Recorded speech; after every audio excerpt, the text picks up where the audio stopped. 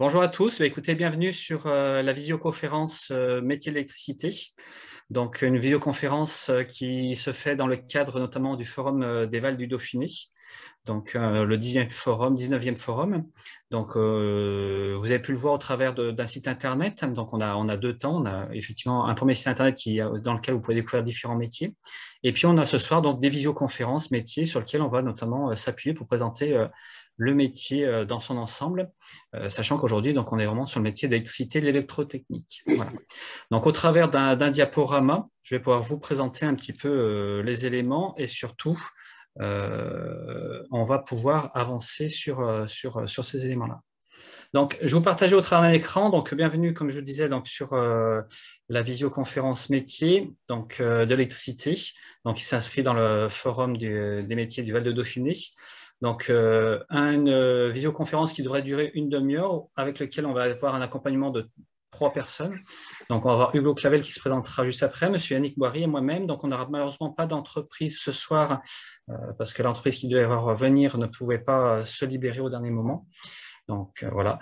Et donc on tient à remercier notamment alors les personnes des financeurs qui sont les Vals du Dauphiné qui ont permis de financer ce forum et ces visioconférences, et puis la région Rhône-Alpes avec le service orientation de cette région, et puis donc les lycées Maisons Familiales, le village ainsi que le lycée Val-des-Nants qui ont organisé ce forum depuis quelques années. Voilà. Je vous laisse vous présenter peut-être les collègues. Donc Hugo Clavel, si tu peux te présenter un petit peu rapidement. Donc qui es-tu et dans quelle entreprise tu te situes? Oui, donc bonjour, je m'appelle Hugo. Donc, je suis apprenti en bac pro MELEC en apprentissage. Donc, dans l'entreprise JRP ELEC à Biol. Donc, nous, nos domaines d'intervention, on fait principalement de l'électricité, mais on fait aussi d'autres domaines, alarme intrusion, détection incendie, appel malade dans les établissements médicaux, contrôle d'accès, réseau informatique. Et puis, c'est à peu près tout. D'accord. Alors, dans ton parcours, si tu peux nous repréciser un petit peu ton parcours scolaire, parce que je pense que c'est intéressant, et notamment ça préciser un petit peu et cadrer un petit peu par rapport aux gens qui t'écoutent. Oui, donc moi, après le collège, j'ai commencé par 2 ans de CAP à l'NFR Village. Suite à ça, j'ai commencé un bac pro. Et là, je suis du coup en seconde année de bac pro. Il me reste encore 1 an. D'accord, très bien. Et puis donc on accueille Monsieur Boiry qui est formateur. Donc si tu peux te présenter un petit peu, Yannick, que ce soit ta personne et puis ton parcours, je pense que c'est aussi intéressant. Donc, bonjour à tous. Donc, moi, je suis formateur à la maison familiale depuis 6 ans. J'ai commencé l'enseignement dans des collèges et des lycées pro. Pour mon parcours professionnel, en fait, moi, je suis issu de l'industrie. Donc, je suis passé par l'industrie de l'électronique, de l'aviation, de la pharmacie et du bois. Donc, une expérience terrain qui est assez conséquente. Euh, voilà. Donc, le rôle d'un formateur en MFR, bah, c'est d'accompagner les jeunes dans leur métier, leur apporter nos connaissances terrain pour qu'ils puissent grandir dans leur métier et les emmener vers de l'autonomie et leur apporter toutes les connaissances et les savoirs nécessaires pour qu'ils puissent, eux, s'intégrer au mieux dans la vie active. D'accord, très bien. Bon, écoutez, merci. Alors, juste dans les petites informations que je souhaite vous préciser, donc pour les personnes qui assistent aujourd'hui à la visioconférence, vous avez une partie discussion. Donc, vous ne pouvez pas intervenir en direct, mais vous pouvez poser vos questions sur cette partie discussion. Donc, il y a un petit chat. N'hésitez pas à poser une question quand à un moment ou à un autre. Et puis, nous, on essaiera d'y répondre soit en direct, soit via la messagerie. Donc, comme on n'a pas pu avoir d'intervenants, notamment professionnels, on avait eu quand même dans le cadre de la vidéo du thème phare, puisque le thème phare portait cette année notamment sur les métiers de notre territoire. Et donc, on a notamment dans cette vidéo-là le témoignage d'un professionnel d'électricité. Donc, je vais juste vous passer un petit peu ce témoignage rapidement. Vous allez écouter un petit peu. Et puis derrière, après, on reprendra un petit peu la parole avec les collègues.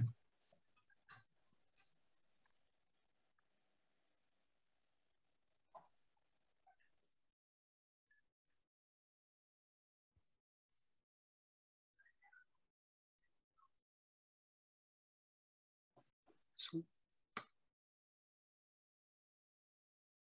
Il n'y a pas de son, Seb.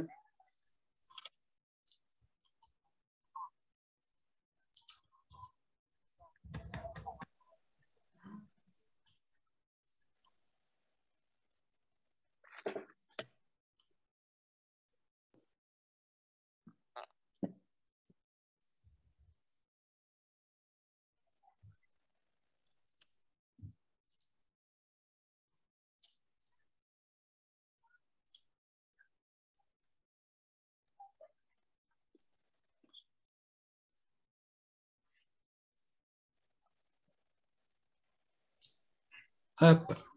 Donc, a priori, il n'y avait pas de son. Donc, après, ceux qui voudront revoir la visio, vous pouvez retourner effectivement sur cette visio-là. Je suis désolé, malheureusement, je ne sais pas pourquoi ça ne partage pas le son.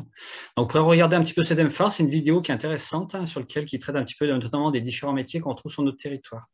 Donc, je pense que ça peut être intéressant de retourner voir un petit peu ce qu'il en est. Hop. Donc, au niveau, est-ce que tu peux nous expliquer un petit peu justement, donc moi sur la présentation des métiers, c'est justement Hugo, tu nous expliquais tout à l'heure un petit peu ce que tu faisais en entreprise. Est-ce que tu peux repréciser un petit peu justement dans ton entreprise tout ce que tu peux avoir à réaliser au sein de cette société dans le cadre de ton contrat d'apprentissage? Oui, donc alors nous, quand on commence un chantier, bah, et on commence par tout ce qui est chemin de câble. Donc c'est-à-dire c'est des supports en métal où quand on va tirer les câbles, on va poser les câbles dedans. Donc une fois que c'est la première partie quand on commence un chantier, une fois qu'on a fait le chemin de câble, on va pouvoir commencer le tirage de câbles. Par la suite, il y aura tout ce qui est appareillage, donc les interrupteurs, prises, les éclairages, les blocs d'éclairage de sécurité, ce qu'on trouve au-dessus des portes, des issues de secours avec le petit bonhomme vert. Euh, Après, ça, c'est tout ce qui est dans la partie générale. Sur certains chantiers, on peut avoir de l'alarme intrusion. Nous, en termes de chantier, donc on est une grosse entreprise. Donc, on fait beaucoup tout ce qui est EHPAD, hôpitaux et établissements de santé. Donc, sur ce type d'établissement, on a beaucoup de détection incendie, donc des détecteurs de fumée, des porte-feu, du désenfumage. On a également de l'appel malade, donc c'est un système qui permet, quand le patient est dans son lit, il appuie sur un interrupteur et ça automatiquement ça appelle une infirmière. Donc on a ça. Dans les EHPAD notamment, on a aussi un système de contrôle d'accès qui permet, par le biais de badge, d'ouvrir certaines portes et de contrôler que certaines personnes vont uniquement dans certaines zones. Donc, l'électricité dont tu parles, c'est ce qu'on appelle un petit peu le secteur tertiaire, si je me trompe. Alors, M. Boiry, je ne sais pas si il peut nous en dire un petit peu plus justement sur les différents secteurs d'activité, notamment par l'électricité, parce qu'on sait que l'électricité, ça touche un très grand nombre de métiers et de secteurs d'activité. Je ne sais pas si tu peux nous en parler un petit peu plus, toi, de ton côté, en tant que formateur, quels sont un petit peu notamment tous les secteurs d'activité et tous les métiers qui sont en référence avec ce que nous dit Hugo justement sur le secteur du tertiaire. Donc l'électricité, c'est un métier qui est très large, c'est des domaines très, très larges et avec des compétences pointues. Ça va du tirage de câbles, de pose de goulotte, jusqu'à paramétrer des équipements en bout de ligne. Donc, si on doit faire les différents domaines de l'électricité, donc ce qu'on appelle les courants faibles, dont Hugo a discuté, hein, c'est tout pose d'alarme, alarme incendie, alarme intrusion, interphonie. Après, ça peut aller vers des courants forts. Donc, les courants forts, ce sont l'habitat, hein, c'est le 230 volts que vous avez dans vos maisons. Plus après, toutes les apports d'énergie électrique vers les moteurs, les fortes puissances dans les industries. Tous ces domaines-là, il faut pouvoir les piloter, il faut pouvoir avoir du comptage d'énergie, surtout en ces temps-ci. Donc, il y a toute la gestion énergétique qui peut se faire aussi via des capteurs, via des tableaux, via des systèmes domotiques pour permettre en fait de bien gérer son énergie, de piloter sa maison, piloter son industrie, voir ce que l'on consomme. Donc, tout ça, ce sont des connaissances qui sont qui sont apportés lors des formations en électricité. Donc, du CAP jusqu'au... Ce que nous, on fait du CAP jusqu'au BTS, hein, toutes ces notions-là, en fait, sont amenées pour faire progresser le jeune, en fait, dans son métier. D'accord. Et toi, Hugo, je pense que tout à l'heure, tu nous as parlé justement que tu avais fait un CAP, aujourd'hui tu es en bac pro. L'entreprise dans laquelle tu étais avant, c'était aussi la même entreprise quand tu étais en CAP ou pas du tout? Oui, c'est la même entreprise. Donc, une fois que j'ai fini le CAP, j'ai tout simplement demandé à continuer dans la même entreprise. Et puis, dans ce cas-là, on re-signe un contrat d'apprentissage. D'accord. Et puis, voilà. Et parmi les différents secteurs qu'on a un petit peu cités, est-ce qu'il y a dans ton entreprise, tu nous as parlé un petit peu du secteur tertiaire, mais est-ce qu'il y a d'autres secteurs dans lesquels vous intervenez? Alors déjà, tout ce qui est habitat, on n'en fait pratiquement pas du tout. Donc, D'accord. c'est essentiellement du tertiaire ou tout ce qui est bureau et un peu d'industrie. Mais D'accord. voilà. Donc, juste pour préciser aux gens, le secteur tertiaire, en fait, c'est tout ce qui est bâtiment qu'on peut retrouver, par exemple des écoles, des hôpitaux, des bureaux, des bâtiments éventuellement industriels. Mais voilà, c'est cela, c'est le secteur tertiaire. Alors là, sur la présentation un petit peu métier, là, je vous ai précisé un petit peu les différents secteurs. Donc, on retrouve ce qu'on appelle le secteur du bâtiment. Donc, c'est tout ce qui est notamment les maisons individuelles. On va retrouver le secteur industriel. Donc, toutes les industries. Donc, on retrouve un réseau électrique qui est important, sur lequel on va avoir différents éléments à l'intérieur. Donc, ça soit l'installation en elle-même de l'industrie ou de l'usine, mais après aussi tous les composants qu'on peut avoir à l'intérieur sur la gestion d'une chaîne de production, d'un robot, puisque ça se fait par le biais de coffrets électriques.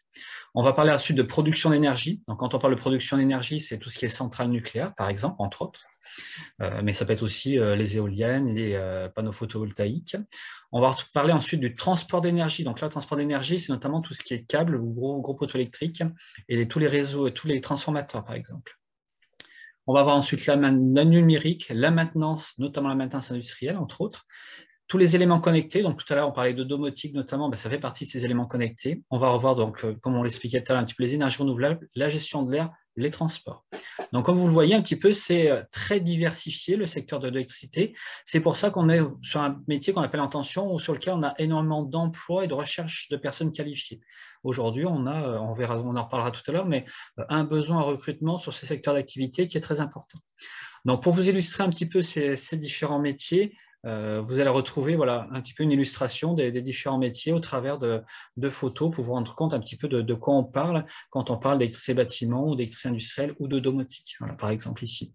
Ou alors de production d'énergie avec, on voit là, une centrale nucléaire, des panneaux photovoltaïques, le réseau de transport, comme on le voit avec les câblages, la partie numérique, entre autres la fibre optique, on entend plutôt parler en ce moment puisqu'effectivement il y a un déploiement qui est important sur les régions et dans les maisons. Le transport d'énergie, comme on l'expliquait tout à l'heure par le biais des câblages, et puis après la maintenance industrielle, le transport, les énergies renouvelables. Voilà un petit peu l'ensemble des secteurs d'activité sur lesquels on va retrouver le métier d'électricien. Est-ce que, justement, Yannick, est-ce que tu peux nous expliquer un petit peu justement les conditions de travail dans lesquelles on peut évoluer et notamment les qualités requises pour être électricien? Alors, on peut être dans le domaine du bâtiment. Donc là, ce sont des chantiers qui sont plutôt à l'extérieur, avec des conditions qui peuvent être plus rigoureuses, hein, l'hiver ou l'été. Hein, donc, ça reste un métier qui est assez physique à l'extérieur. Ensuite, il y a la possibilité d'évoluer vers des métiers dans l'industrie. Donc là, ce sont dans les services de maintenance où on va faire toute la maintenance électrique d'une usine. Donc là, on a accès aux machines, on a accès à des systèmes tournants, à des systèmes qui peuvent être dangereux. Donc, il faut faire attention à ce que l'on fait, sachant que le courant électrique est quand même un danger qui n'est pas visible. Donc, c'est un métier qui demande de la rigueur, qui demande de l'attention, de la technicité.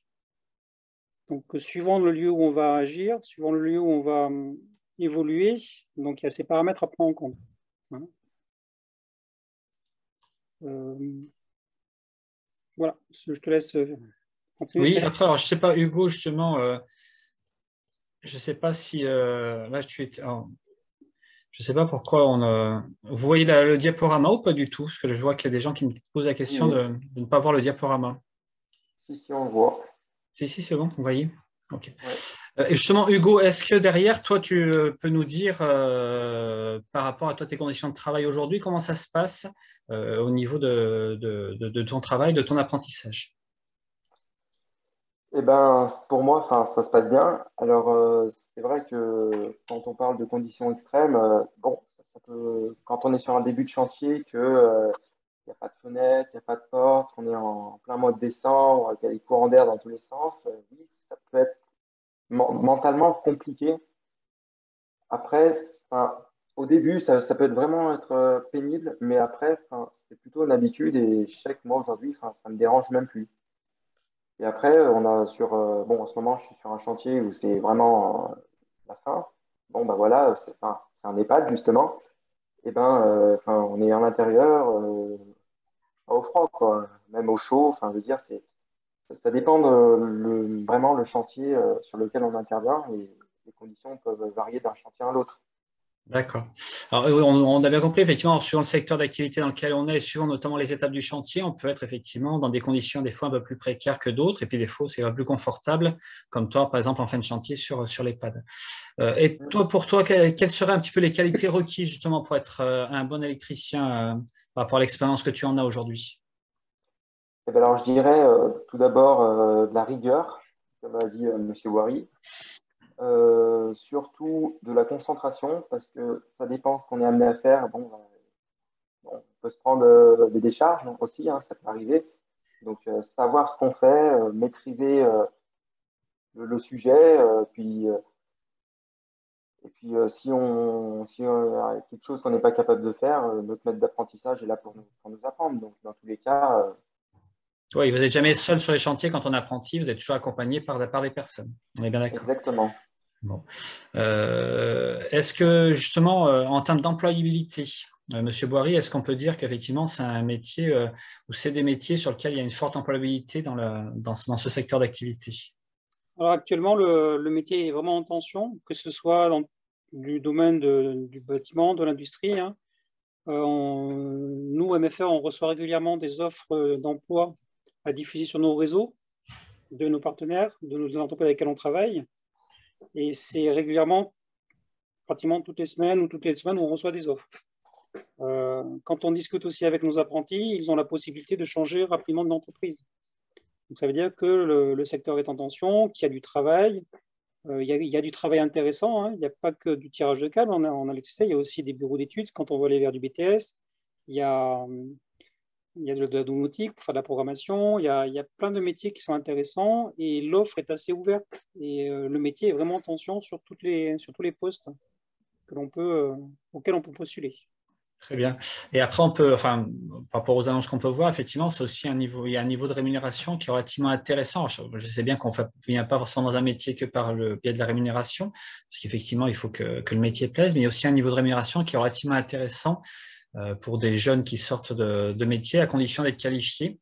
Alors, c'est vrai qu'aujourd'hui, l'employabilité, ben, il faut au minimum quand même avoir un bac pro. Par contre, il y a aussi une très forte employabilité sur des niveaux supérieurs tels que le BTS. On verra tout à l'heure un petit peu les diplômes.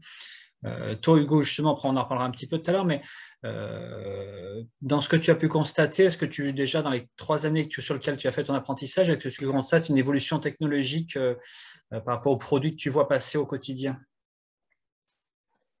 Alors oui, il y a une légère évolution. Donc, quand j'ai commencé, bon, c'était majoritairement tous des systèmes filaires.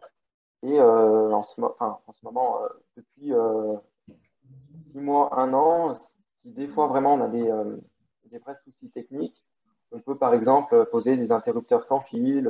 Enfin, tout dépend les soucis techniques qu'on peut avoir. S'il y a une modification sur un chantier à la dernière seconde, bon, ben, on peut dire on pose un interrupteur sans fil et puis ben, l'ampoule s'allume. Donc ça fait partie des évolutions technologiques et puis c'est bien que ça existe. Monsieur Bory a précisé un petit peu tout à l'heure, mais effectivement, c'est un métier sur lequel on a de fortes évolutions et c'est des évolutions qui sont quotidiennes, donc d'où l'intérêt aussi pour les gens de se former régulièrement. Je ne sais pas si M. Bory peut me le confirmer, notamment sur les différents ateliers qu'il peut gérer. Oui, pour répondre à Hugo aussi, hein, c'est que maintenant, dans un système électrique, on apporte juste la puissance et tout ce qui est la commande, comme les interrupteurs, hein, c'est déporté par radio, c'est déporté par des bus basse tension, comme tels que les KNX et autres, hein, autres bus, autres protocoles. Hein. Donc ça veut dire qu'on n'amène que de la puissance sur le récepteur. De par les TP que l'on fait, hein, on va vers du câblage, vers la pose d'appareillage.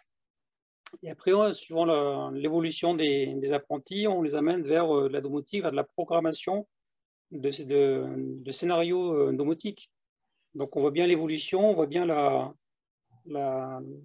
l'évolution en fait, technologique qu'il peut y avoir dans ce métier. On ne peut pas se reposer en fait, sur ces savoirs, il faut sans arrêt rester en veille technologique pour pouvoir progresser. Nous, en tant que formateurs, pour être au niveau des apprentis, parce que les apprentis nous amènent aussi beaucoup de choses, de par ce qu'ils peuvent voir sur les chantiers. Et donc, en fait, c'est vraiment un échange entre les apprentis, nous, les industriels, pour se maintenir à niveau et pour justement suivre ces avancées technologiques et être performant dans ces enseignements de nouvelles technologies.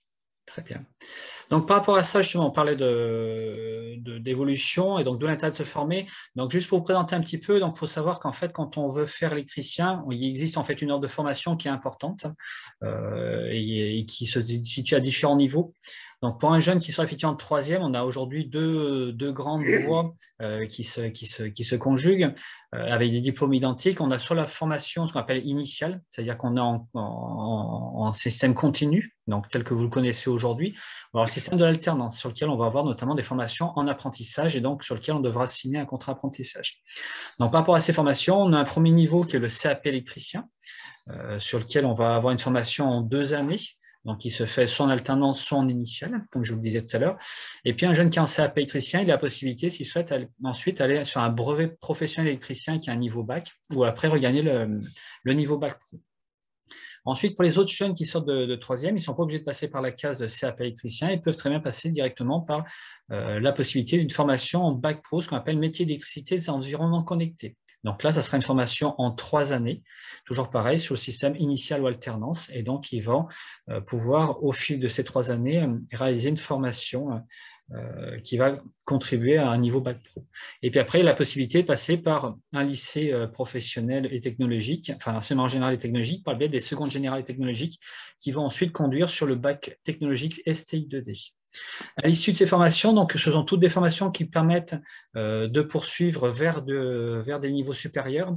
Donc, d'un niveau supérieur, on va retrouver un premier niveau qui est la mention complémentaire technicien d'énergie renouvelable. Alors là, c'est une formation en 1 année qui est vraiment une formation très technique sur laquelle on va avoir une technicité. On n'aura quasiment plus de matière générale, mais que des modules professionnels. Alors, par exemple, un module photovoltaïque, un module éolien, entre autres. Voilà. Et puis après, on va retrouver le BTS électrotechnique, donc une formation qui est très demandée. Et puis après, on peut retrouver d'autres BTS comme le BTS domotique, photonique, par exemple. Donc ça, c'est 3 BTS qui sont disponibles à l'issue soit du bac pro, du BP ou du bac technologique. Et puis ensuite, on va retrouver un DUT génie électrique. Alors celui-ci, il est plus destiné pour des jeunes qui sortent de bac généraux, bac technologique, un peu moins pour des jeunes de bac pro parce que c'est des diplômes qui sont plus généraux et un peu plus scientifiques. Voilà. À l'issue de ces formations-là, on peut ensuite continuer sur de la licence professionnelle, des classes préparatoires à l'école ingénieur, du doctorat, et puis on va retrouver aussi des masters qui sont possibles. Voilà. Nous, sur notre établissement, on va retrouver alors, plusieurs possibilités à l'issue de la 3e. Donc, soit la possibilité, comme on l'expliquait tout à l'heure, du CAP électricien avec le BP ou le bac pro. Et ensuite, une mention complémentaire technicien d'énergie renouvelable et un BTS électrotechnique en 2 ans. Donc ça, ce sont que des formations que nous, sur l'établissement, réalisons en alternance et notamment par voie d'apprentissage.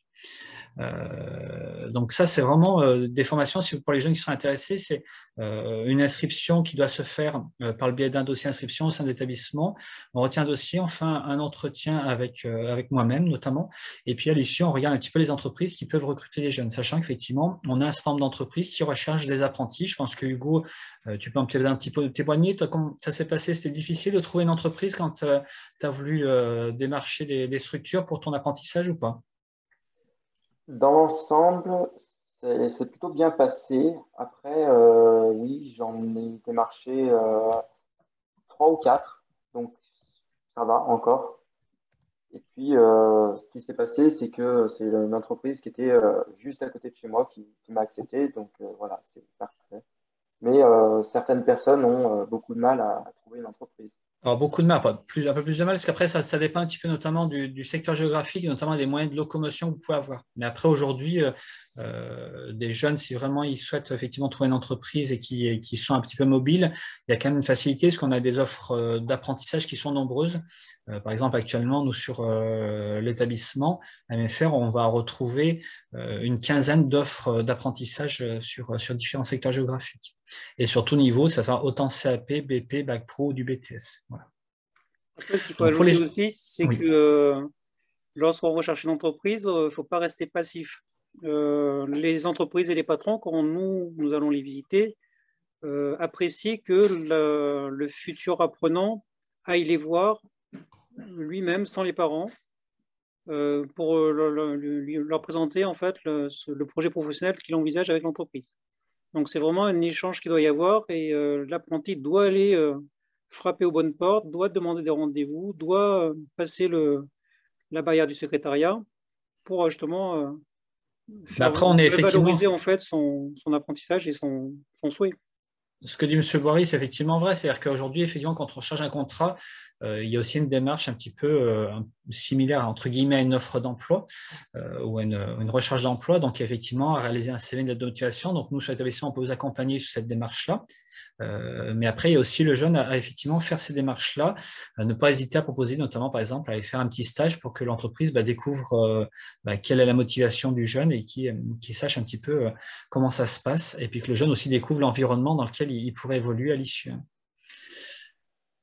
On a une question, donc est-ce qu'on peut travailler après un bac pro ou faut-il continuer sur un BTS? Alors effectivement, on peut travailler après un bac pro, alors, principalement après un bac pro en apprentissage, parce que l'intérêt de l'apprentissage, c'est notamment de pouvoir cumuler un diplôme et une expérience professionnelle. Après, effectivement, on n'a pas le même type de diplôme, même type d'emploi, pardon. À l'issue d'un bac pro, on est plutôt sur de l'emploi en faisant de la réalisation. C'est-à-dire, on va faire du montage, du câblage, du chantier. Par contre, quand on est sur des niveaux BTS, on va avoir des emplois qui sont différents. C'est-à-dire qu'on est plutôt sur de la conception d'installation, c'est-à-dire travailler plutôt comme un bureau d'études ou du suivi de chantier ou de l'encadrement d'équipes de chantier. Donc, on est sur des niveaux différents d'emploi, mais néanmoins, on peut effectivement, à l'issue du bac pro, être employé dans une entreprise. Nous, actuellement, les jeunes qui ont un bac pro, c'est à peu près 95% d'insertion professionnelle. Et un jeune en BTS, s'il a son BTS électrotechnique, c'est 100% d'insertion professionnelle. Donc, comme on le disait tout à l'heure, c'est vraiment des métiers sur lesquels on va avoir de l'emploi et une employabilité importante. D'accord. Donc, voilà un petit peu ce qui peut se faire. Et sur nos jeunes, la plupart de ceux qui vont sortir cette année en bac 3 vont poursuivre avec leur patron parce que les patrons proposent des contrats de travail juste après l'apprentissage. Tout à fait. Donc, Alors, c'est vrai qu'il y a une partie effectivement de jeunes qui vont continuer avec leur entreprise sur de l'emploi, puis il y a une autre partie effectivement qui va après se faire sur ceux qui vont continuer les études, d'accord, comme on l'a vu tout à l'heure.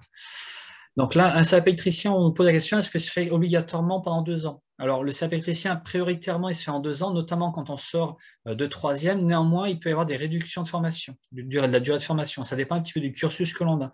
On peut avoir des gens qui, effectivement, suivant ce qu'ils ont réalisé comme études au préalable, peuvent faire un CAP en 1 an. Et puis, à l'inverse, quand on a des jeunes qui ont des grandes difficultés scolaires, par exemple, ou un léger handicap, il peut y avoir aussi des jeunes qui font un CAP en 3 ans parce qu'ils ont la nécessité d'avoir cette démarche. Mais ça peut se faire principalement en 2 ans. Néanmoins, la réduction de la formation peut se faire en 1 an. Et est-ce que ça peut se faire après la troisième? Effectivement, ça peut se faire après la troisième. Alors, le CAP et le bac pro se font après la troisième. Par contre, le BTS, il faut forcément avoir eu un niveau bac pour pouvoir intégrer le BTS. Sans ça, ça ne sera pas possible. Donc ça, c'est un petit peu les questions que l'on a. N'hésitez pas à poser d'autres questions s'il y a quoi que ce soit. Je ne sais pas, Hugo, si jamais tu veux rajouter peut-être quelque chose soit par rapport à ton parcours, notamment, tu es passé par un CAP, c'est intéressant parce que tu as fait 2 années de CAP, à l'issue, tu es parti après en bac pro. Est-ce que tu as trouvé que c'était difficile? Est-ce que c'était intéressant de justement passer par le CAP plutôt que de passer par un bac pro en 3 ans? Alors, moi, bon, Quand je suis sorti de troisième, j'avais quelques difficultés au niveau apprentissage scolaire. Donc, j'ai préféré faire un CAP au cas où je n'aurais pas été capable de faire le bac pro. En 2 ans de CAP, bon, bah, du coup, ça m'a permis d'avoir tout ce qui est expérience professionnelle. Après, au bout de ces 2 ans, quand je suis allé en bac pro, tout ce qui est matière générale, bon, j'avais un peu de difficultés, mais maintenant, ça va. Et bah, je continue à évoluer sur tout ce qui est expérience professionnelle et c'est vraiment très bien. Alors, ce qui est intéressant, c'est que le CAP, pour les jeunes qui ont un peu plus de difficulté, ça équivaut à peu près au niveau de la seconde bac pro, mais l'intérêt, c'est que c'est allé sur 2 ans. Donc, ça permet d'acquérir des compétences et des connaissances plus lissées plutôt qu'à faire une seconde bac pro où c'est un peu plus tendu. Donc, suivant le niveau scolaire, alors, c'est pas dégradant de passer par un CAP, parce que je vous dis, voilà, le CAP, ça prend le même niveau que la seconde. Et à l'issue du CAP, on peut rentrer ensuite en bac pro sans aucun souci. Et après, ça peut être aussi valorisant de passer par un CAP en BP. Alors, concrètement, on a une question, Monsieur Clavel, quel est votre salaire? Je ne sais pas si tu souhaites donner ton salaire, c'est une question de ce type-là. Alors, c'est un petit peu tendancieux. Alors, Monsieur Wall, il ne donnera pas malheureusement son salaire, parce qu'il n'est pas. Mais je ne sais pas si Hugo, est-ce que tu es en capacité de le dire? Tu n'es pas obligé de le dire. Si tu veux que ça reste anonyme, ce n'est pas un souci. Oui, oui, bon, je peux le dire. De toute façon, enfin, je veux dire, s'il n'y a rien de. Enfin, voilà. Alors, ça dépend des mois, étant donné qu'il y a des semaines, vous allez, enfin, par mois, vous allez être peut-être 3 semaines en entreprise ou que 2 semaines en entreprise et le reste à la MFR. Ça dépend des mois, mais en général, c'est 900, 950, 970, 900, ça peut monter jusqu'à 990 en général. Donc, Voilà. effectivement, quand on est apprenti, notamment dans la filière bâtiment, on a un niveau de salaire qui est assez conséquent pour des apprentis. Et un apprenti du métier bâtiment, notamment électricité, quand il démarre à 15 ans, il est sur une base de 640 € par mois. Et donc, ça évolue en fonction de l'âge et de l'ancienneté dans l'entreprise. Donc là, Hugo, effectivement. Et après, il y a des jeunes qui vont avoir notamment des primes parce qu'ils peuvent avoir des déplacements, des primes de panier, ce qui mangent à l'extérieur. Enfin, il y a aussi un système de primes comme tout salarié qui existe dans le droit commun du contrat. Nous, ce qu'on entend par rapport aux apprentis, c'est ce que disait Hugo, de 900, ça peut aller à 1000, 1200, 1500 €. Et comme dit M. Fauconnet, suivant les missions qui leur sont données, avec les primes paniers, les primes de déplacement, etc., ça peut monter assez vite.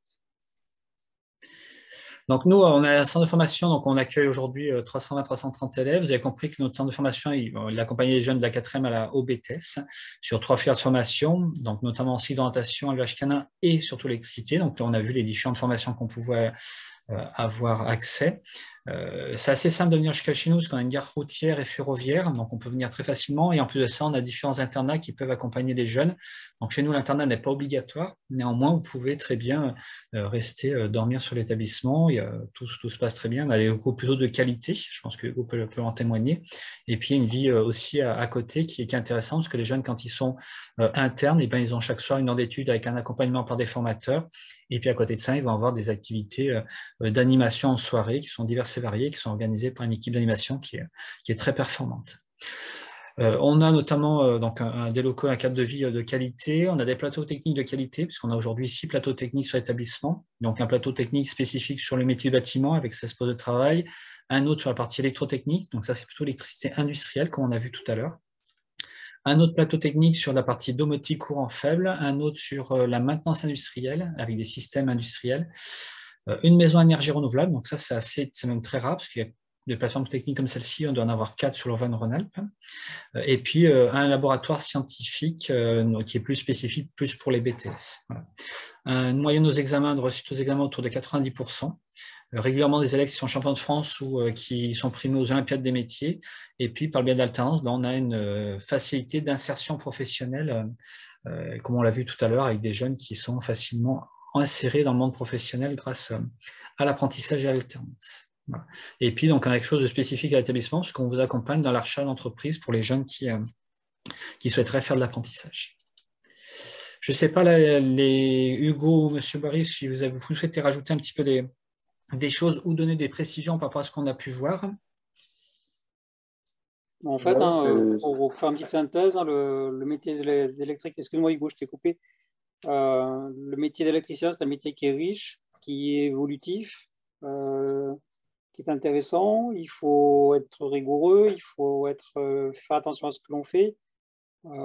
C'est un métier dans lequel, avec les bases qu'on acquiert, on peut changer de voie dans le domaine, pardon, dans le métier. On peut commencer par du bâtiment, aller sur de l'industrie, après plutôt aller vers les énergies renouvelables.